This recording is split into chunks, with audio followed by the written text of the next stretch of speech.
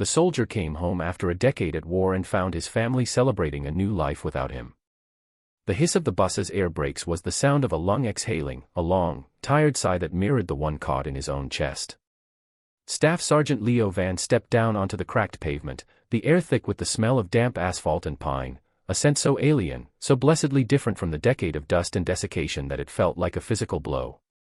He shifted the duffel bag on his shoulder. It was heavier than any pack he'd ever carried, filled not with gear but with 10 years of silence. He'd taken the bus from the regional airport, wanting to decompress, to let the green, rolling hills of home seep back into him slowly. A taxi would have been too fast, a sterile jump from one world to the next. He needed this transition, this buffer of humming tires and blurry trees, to recalibrate the soldier back into a husband and a father. He started walking, his boots making a soft, rhythmic clap on the sidewalk. He'd intentionally had the driver drop him 3 blocks away. He wanted to savor the approach, the final leg of a journey that had spanned continents and lifetimes. He wanted to see his house appear at the end of the street, just as he had pictured it 1,000 times in the suffocating heat of a Kandahar night. The neighborhood was a time capsule. Old Mr. Henderson's prize-winning roses still spilled over his white picket fence. The Lawrence's basketball hoop, its net frayed and hanging like a dead spider, was still fixed above their garage. Every unchanged detail was a bomb, a confirmation that the world he had fought to return to had waited for him. His heart hammered a steady, hopeful rhythm against his ribs. He pictured Sarah's face when she saw him. The shock, the tears, the collapse into his arms. He pictured Maya, who was just a little girl when he left. She'd be a teenager now. Would she even remember him? The thought sent a flicker of anxiety through the hope. He'd surprise them. No letters, no calls from the processing center in Germany. Just him, on the doorstep. A ghost made flesh. He turned the final corner onto Elm Street, his eyes finding the familiar shape of his home. And then the rhythm of his heart stuttered. It was wrong. The house was the same, but different. Sharper. The faded blue siding he remembered was now a crisp, clean gray. The shutters were new, a deep, glossy black.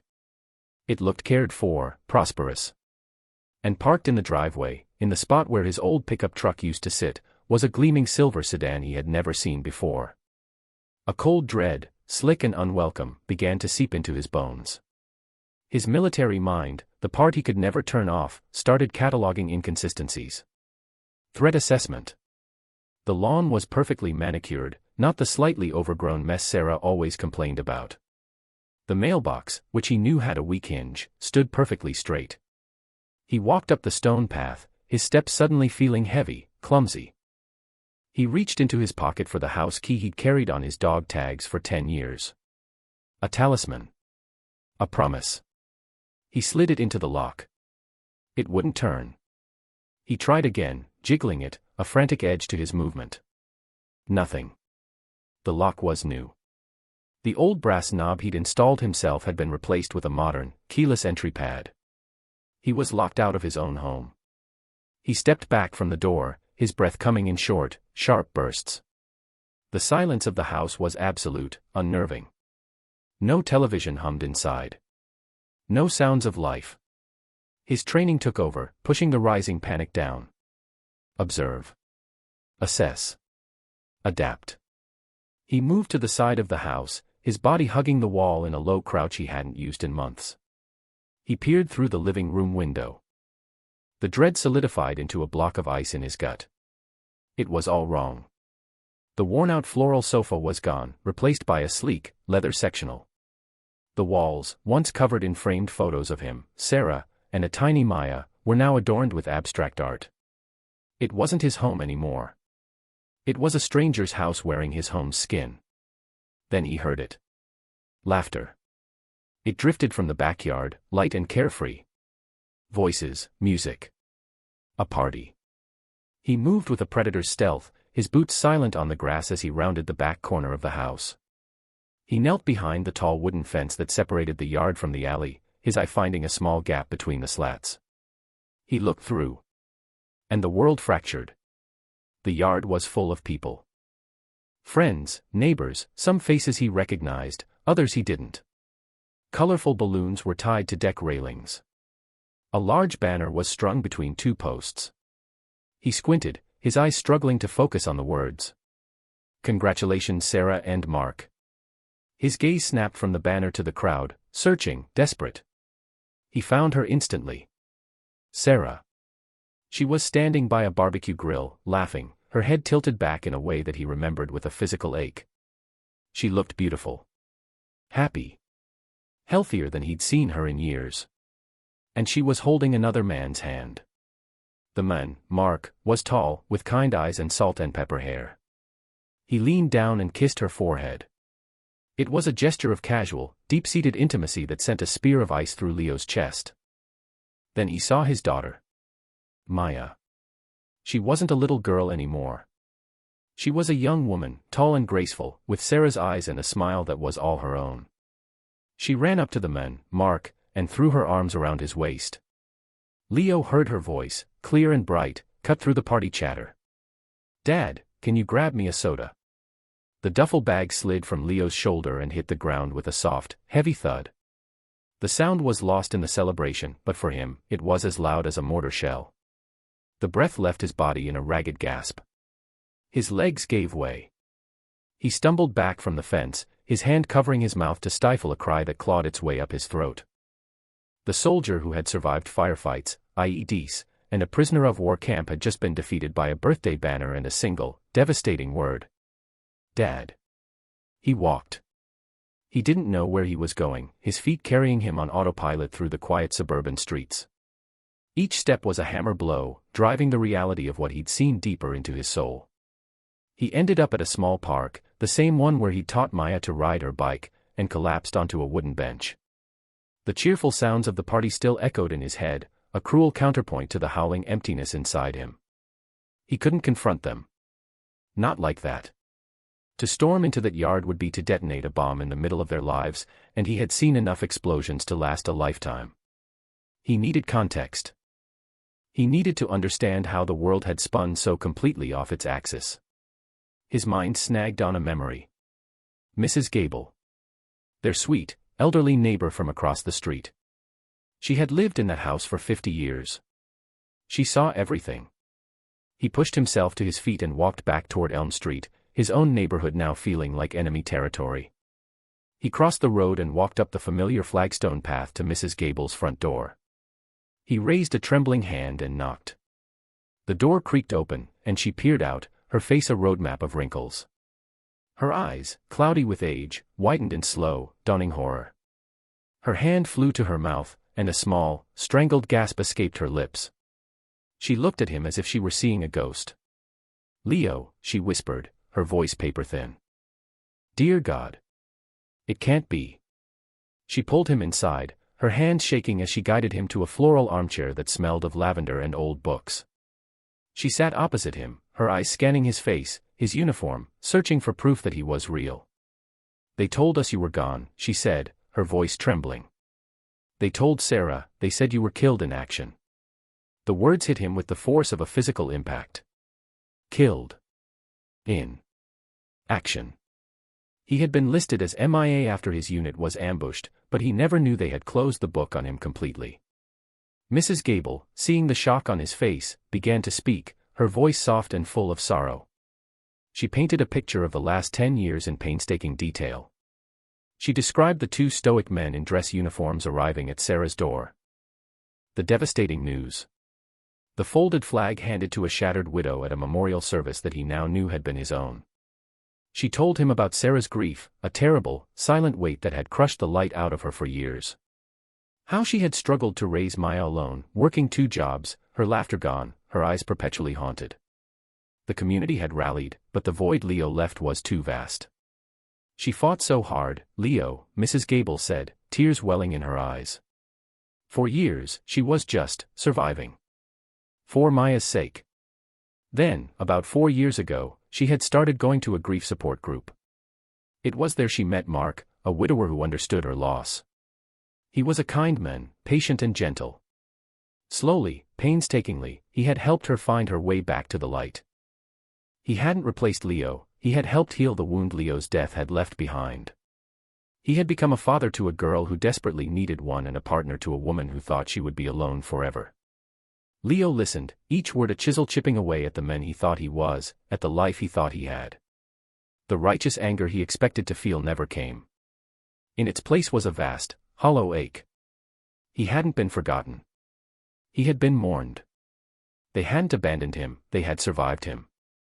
The life he had dreamed of for a decade, the one that served as his North Star in the darkest of nights, did not exist. It had been replaced by a new life, one that had grown from the ashes of his own memory. He thanked Mrs. Gable, his voice a raw whisper, and left.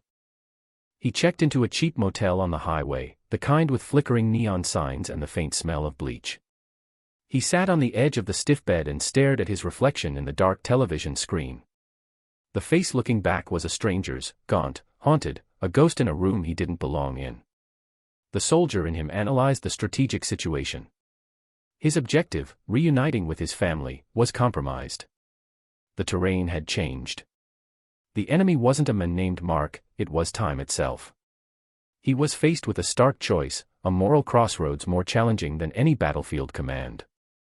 He could charge forward. Assert his legal rights as a husband, his biological right as a father.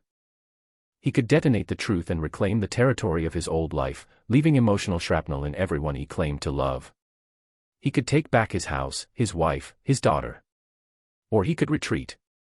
He thought of Maya's smile as she hugged Mark. He thought of the genuine, peaceful laughter he'd heard from Sarah. They had found peace. They had rebuilt a life from the wreckage of his reported death. What right did he have to tear it all down again, just to soothe his own heartbreak? What kind of love demands destruction as its price? His mission had always been to protect them. In the field, that meant eliminating threats, standing between them and danger. He realized, with a clarity that was both devastating and liberating, that his mission hadn't changed. The threat was no longer an enemy insurgent miles away. The threat was him. Protecting them now meant protecting them from his own return.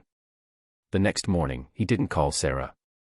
He called a lawyer who specialized in military affairs, his voice calm and measured as he explained the impossible situation.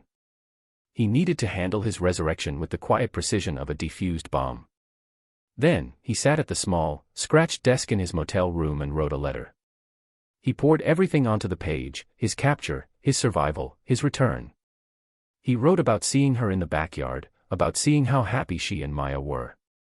He told her he understood, that he wasn't angry. He wrote that he would not be the storm that wrecked their harbor. He asked only for a chance to talk, to explain in person, when she was ready. He signed it simply, Leo.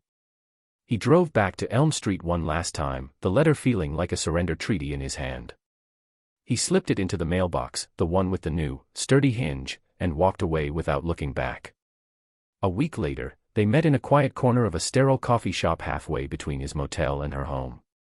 The air between them was thick with a decade of unspoken words, charged with shock, relief, guilt, and a grief so profound it felt like a third person sitting at the table. Sarah cried, her tears a mixture of joy for his survival and sorrow for the impossible choice they now faced. "I loved you," she whispered, her hands clutching her coffee cup. "I mourned you. I never thought." "I know," Leo said, his voice steady. "You did what you had to do. You built a good life, Sarah. For you and for Maya. I won't be the one to tear it down." They talked for 2 hours. He told her about his captivity, and she told him about her recovery. They talked about Maya. They agreed, with the help of a therapist, that they would tell her the truth. Slowly. Carefully. It wasn't a reunion. It was an armistice. A painful, necessary transfer of power over a life he no longer led. 6 months passed. Leo rented a small apartment on the other side of town. He got a quiet job at a hardware store, the simple work of stocking shelves and mixing paint a welcome antidote to the complexities of his past. He joined a veteran support group, sitting in a circle with other men who were ghosts in their own lives. He met Maya for coffee every other Saturday. The first few times were painfully awkward, two strangers connected by blood but separated by a lifetime. He wasn't her dad, he was the man from before. But slowly, they began to build something new. He learned about her favorite bands, her struggles with algebra, her dream of being a veterinarian. She learned about his quiet strength, his gentle patience. It wasn't the father-daughter relationship he had dreamed of, but it was real. Sometimes, he would see Sarah and Mark in the grocery store or across a parking lot. They would exchange a quiet, respectful nod. A silent acknowledgement of their shared, complicated history. There was no animosity. Only a deep, melancholic understanding. One evening, Leo stood in his small, sparsely furnished living room. On the mantelpiece sat 2 picture frames. One was old and faded, him, a younger, smiling Sarah, and Maya as a toddler in his arms. Beside it was a new frame, a recent school photo Sarah had given him. It was just Maya, her smile confident, her eyes bright with a future he was no longer at the center of. He reached out and gently traced the edge of the new frame. His war was over. His fight to come home was finished. A new mission had begun, the quiet, patient, and difficult work of being a presence in his daughter's life without being a disruption to it. And as he looked at the face of the young woman his little girl had become, he felt something he hadn't felt in over a decade. It wasn't the joyous homecoming he had imagined, but it was something far more precious. It was peace.